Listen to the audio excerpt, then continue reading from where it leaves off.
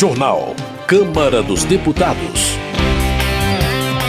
Relator apresenta novo parecer ao projeto das fake news que deve ser votado na terça-feira. Câmara aprova medida provisória que altera Código de Trânsito Brasileiro. Plenário renova benefícios do Programa Emergencial de Retomada do Setor de Eventos. Boa noite. A Câmara aprovou a medida provisória que renova benefícios para empresas do setor de eventos e também reabre o parcelamento de dívidas dos hospitais filantrópicos. O repórter Antônio Vital tem os detalhes do texto final, que incorporou outras MPs e alterações. O plenário da Câmara aprovou medida provisória que renova o Programa Emergencial de Retomada do Setor de Eventos, o PERSE, com benefícios para empresas do setor. O texto alterado na Câmara também zera as alíquotas do PIS e da COFINS das empresas aéreas de passageiros e aumenta os recursos da Embratur para a promoção do turismo brasileiro no exterior. As alterações foram feitas pelo relator, deputado José Guimarães, do PT do Ceará, que é líder do governo na Câmara. Uma delas reabre o programa de parcelamento de dívidas das Santas Casas e hospitais filantrópicos. De acordo com o governo, apenas o benefício fiscal para as empresas aéreas provocará renúncia de receita de R$1,5 bilhão em 3 anos. O relator também incluiu na MP trechos de outras 3 medidas provisórias editadas esse ano e que corriam o risco de perder a validade. 2 delas tratam de combustíveis. José Guimarães incluiu no texto a manutenção até 2023 da alíquota zero de PIS/PASEP e COFINS sobre óleo diesel, biodiesel e GLP. Ele também incluiu trecho de medida provisória que acaba com crédito tributário para empresas que incluíam o ICMS na base de cálculo do PIS/PASEP e da COFINS, o que atende decisão do Supremo Tribunal Federal. Essas medidas foram criticadas no plenário. Para o deputado Danilo Forte, do União do Ceará, a exclusão da gasolina da lista de produtos com alíquota zero é uma maneira de onerar o preço do produto. E para o deputado Domingos Sávio, do PL de Minas Gerais, o fim do crédito tributário prejudica empresas. Ele tentou, sem sucesso, excluir o trecho da MP. Esse destaque é para impedir que num programa tão importante como o PERSE, que é para a recuperação do desenvolvimento, a gente tem um artigo que aumenta imposto. Esse artigo que a gente está destacando para retirar, ele aumenta imposto, porque ele tira o direito das empresas de aproveitar o crédito de PIS e COFINS. O relator José Guimarães negou que a medida provisória aumente impostos. Segundo ele, a MP provoca uma renúncia de R$4 bilhões por ano. Nós não estamos reonerando nada na medida provisória. É exatamente o contrário. Nós estamos patrocinando uma isenção do PIS/COFINS de um dos setores estratégicos da economia brasileira. Pelo contrário, o governo federal está perdendo receita com essa prorrogação do prazo para garantir programa de incentivo ao turismo. Outra mudança na MP foi a previsão de que 5% dos recursos do Sistema S serão destinados à Embratur para a promoção do turismo brasileiro no exterior. Segundo o relator, esses recursos virão do superávit do SESC e do SENAT. A oposição criticou esse trecho.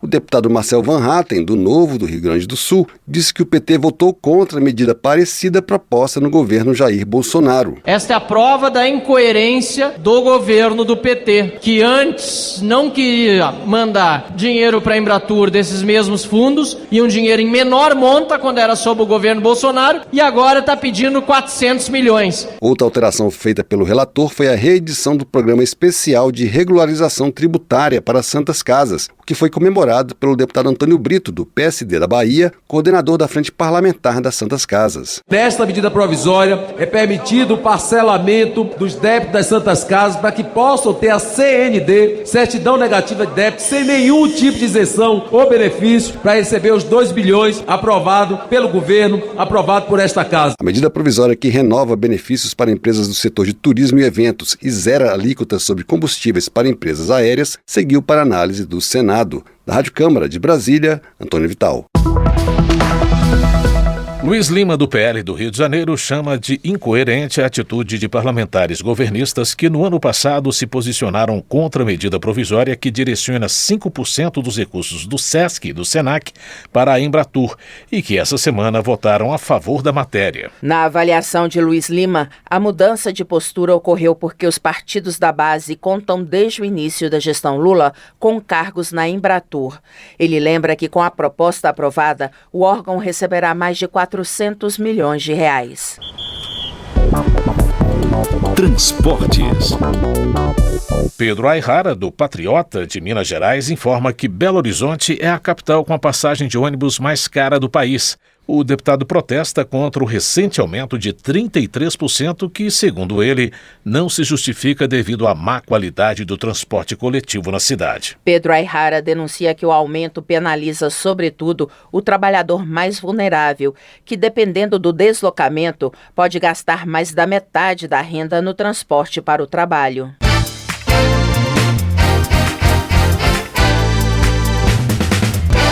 O plenário da Câmara aprovou a medida provisória que suspende até julho deste ano a exigência de exame toxicológico obrigatório para os motoristas profissionais das categorias C, D e E.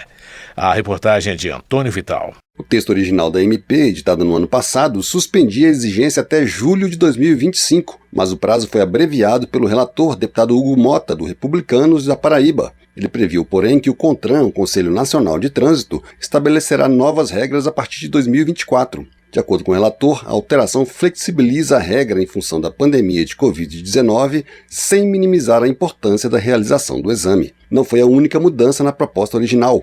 O texto aprovado pela Câmara altera vários trechos do Código de Trânsito.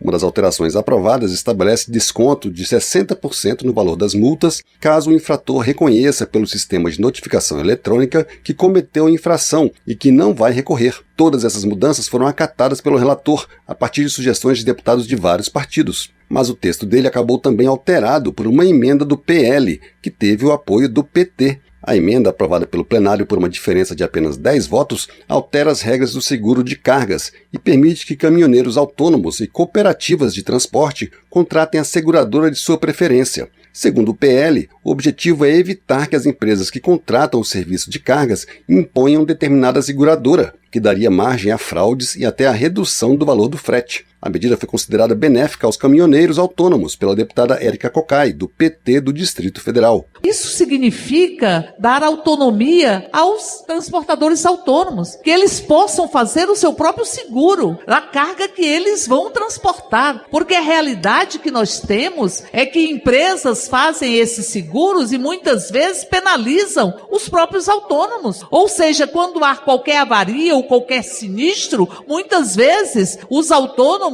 têm que arcar com o que deveria ser feito pelas transportadoras, pelas empresas. A aprovação da emenda foi comemorada pelo deputado Zé Trovão, do PL de Santa Catarina. Essa construção que foi feita entre o PL e o Partido dos Trabalhadores para votar algo tão importante para os meus irmãos caminhoneiros que estão todos os dias na ponta da lança trabalhando, mostra uma seriedade muito grande no trabalho e no trato a quem leva as riquezas do nosso país sobre suas costas. A medida provisória proíbe ainda que a função de agente de trânsito seja delegada para outras categorias. Além disso, dá aos órgãos municipais de trânsito a competência privativa de fiscalização e aplicação de multas. A medida provisória que altera o Código de Trânsito e suspende até julho a exigência do exame toxicológico seguiu para análise do Senado. Da Rádio Câmara de Brasília, Antônio Vital. Desenvolvimento Regional. Os deputados deram o prazo de 10 anos para descontos em repasses federais para municípios que tiveram redução do número de habitantes. O repórter Marcelo Larcher tem os detalhes. A Câmara dos Deputados aprovou o projeto que adia a entrada em vigor do dispositivo que prevê a distribuição de recursos do Fundo de Participação dos Municípios, o FPM, de acordo com o tamanho da população. O projeto cria período de transição de 10 anos para os municípios serem enquadrados nos novos índices de distribuição de recursos do FPM. Esses índices serão definidos a partir dos números do censo de 2022, que ainda não foram divulgados. De acordo com a Confederação Nacional dos Municípios, mais de 800 cidades vão perder recursos após a divulgação do resultado do censo, em decorrência da redução do número de habitantes. O texto elaborado pelo relator, deputado Benes Leocádio, do União do Rio Grande do Norte, determina que os municípios que perderiam recursos vão diluir as perdas em um prazo de 10 anos, com 10% de redução ao ano, isso a partir de 2024. O período de transição para a entrada em vigor das regras foi aprovado outras 3 vezes desde 1997. De acordo com o relator, deputado Benes Leocádio, a proposta poupa os municípios de prejuízos. Visa resguardar os municípios de prejuízos que teriam em função da realização do censo e as mudanças na participação do coeficiente do FPM. A proposta foi aprovada de maneira simbólica com apoio do plenário da Câmara. Para o deputado Júlio César, do PSD do Piauí, os municípios que perderam habitantes e, consequentemente, perderiam recursos, não estão preparados para ficar sem esse dinheiro de uma hora para outra. Os municípios não estão preparados para essa redução drástica do seu coeficiente e, consequentemente, da diminuição dos recursos transferidos pela União através do FPM. Além de criar período de transição de 10 anos para a redução dos repasses do FPM para os municípios que perderam habitantes, o projeto prorroga até o fim do ano a vigência de licitações ocorridas antes de 2021, quando foi alterada a Lei de Licitações. O projeto que adia a entrada em vigor dos novos índices de distribuição do Fundo de Participação dos Municípios seguiu para análise do Senado. Da Rádio Câmara de Brasília, com informações de Antônio Vital, Marcelo Larcher. Votação.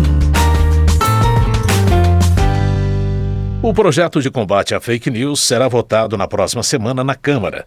O relator, deputado Orlando Silva, apresentou um novo parecer, mas continua conversando com as bancadas em busca de acordo para a aprovação da proposta. A reportagem é de Santiago Delap. Se a semana começa com o feriado do trabalhador na segunda-feira, a terça promete ser quente no plenário da Câmara, com a perspectiva de votação do chamado PL de combate às fake news, cuja urgência foi aprovada em meio a debates acalorados. A proposta cria a Lei Brasileira de Liberdade, Responsabilidade e Transparência na Internet. Após negociar ajustes no texto com líderes dos partidos, o relator, deputado Orlando Silva, do PCdoB de São Paulo, apresentou o novo parecer, recuando num dos pontos mais polêmicos da proposta, a criação de uma autarquia federal para fiscalizar a aplicação da lei, com o poder de tirar do ar contas e conteúdos considerados criminosos. Quando da votação da urgência, Orlando Silva destacou que a proposta fortalece a liberdade de expressão e a democracia. A liberdade de expressão está fortalecida com a definição de um processo em que o próprio usuário pode contestar quando se sentir prejudicado. É necessário mudar o regime de responsabilidade dessas plataformas e ter mais transparência para que a sociedade saiba como ela funciona. E tudo isso para fortalecer a democracia. A oposição, por outro lado, teme os reflexos negativos que a legislação possa vir a ter na economia, como alerta o deputado capitão Alberto Neto, do PL do Amazonas. Quantos negócios no nosso país, quantos negócios não surgem por causa das redes sociais? E quando a gente tolir isso, quando a gente restringir esses impulsionamentos, abrindo o segredo, o algoritmo, o Brasil se torna um lugar hostil para as redes sociais. E aí logo poucos vão ter acesso. Você em casa para acessar o Facebook, o Instagram, o TikTok, daqui a pouco vai ter que pagar para ter acesso às redes sociais. Para o deputado Bom Gás, do PT gaúcho, o PL das fake news não prevê controle sobre conteúdo, mas sobre empresas que disseminam discursos de ódio. Não é controle sobre conteúdo, deputados e deputadas. É controle sobre as empresas e sobre quem divulga o compartilhamento que estimula o ódio, o crime, a violência nesse país. Essa é a questão. O tema que é abordado como se fosse censura ou a confusão e liberdade de expressão não pode virar liberdade de agressão, liberdade de violência, estímulo ao crime. Já o deputado Raimundo Santos, do PSD do Pará, aponta que a proposta transfere poder de polícia a particulares, na medida em que plataformas terão de classificar o potencial criminoso de perfis e postagens. O PL prevê, por exemplo, censura prévia no momento em que, de forma flagrantemente inconstitucional, confere o poder de polícia, que é do Estado, competência constitucional do Estado, para particulares, porque determina que os provedores, uma vez notificados por usuários, vão examinar conteúdos que tenham a ver com crime. Entre os tipos de conteúdo que as redes sociais terão de sinalizar ou retirar da internet estão a incitação a golpes de Estado, atos de terrorismo, suicídio, crimes contra crianças e adolescentes, discriminação, preconceito e violência contra a mulher. As empresas poderão ser multadas caso descumpram decisão sobre retirada de conteúdo criminoso e responder judicialmente por danos decorrentes da veiculação de material impróprio na forma de publicidade. Sob clima de intensa polarização, a certeza é de que a primeira semana de maio deve ser agitada no Congresso. Da Rádio Câmara de Brasília, Santiago Delap. Ivan Valente, do PSOL de São Paulo, apoia a aprovação do PL das fake news para combater a divulgação de mentiras produzidas por impulsionamento em massa nas redes sociais.